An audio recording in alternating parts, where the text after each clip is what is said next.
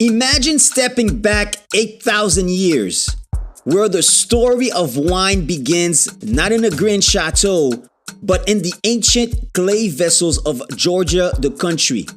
Welcome to an epic journey that traces the birth of wine, a discovery that has not only quenched our thirst, but also shaped civilizations and human culture along its path.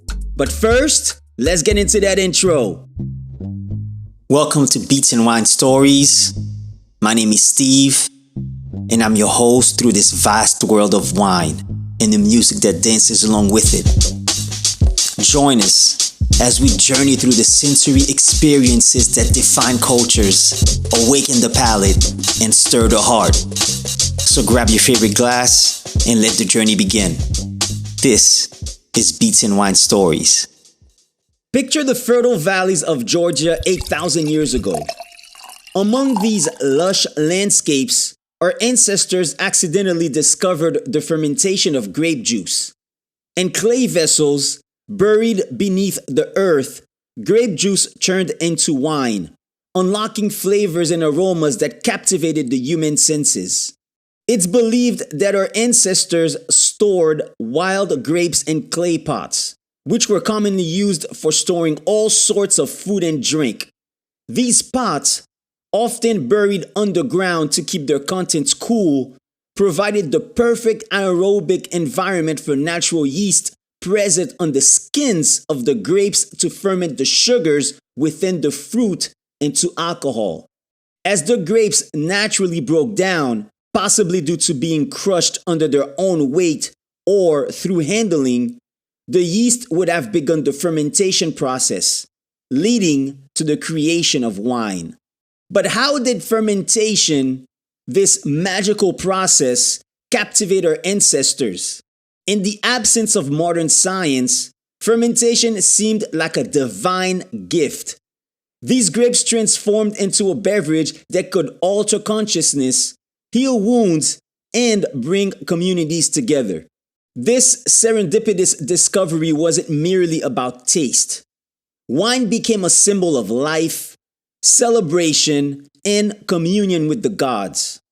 It flowed freely in the banquets of Mesopotamia, sweetened the palates of Egyptian pharaohs, and inspired the poets of ancient Greece.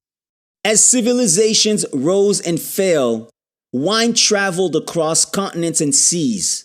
Through trade routes and conquest, the knowledge of winemaking spread from Georgia to the Nile Delta, across the Mediterranean, and eventually to the New World, which means any wine region outside of Europe. Each culture added its own signature, from the amphoras of Rome to the oak barrels of France.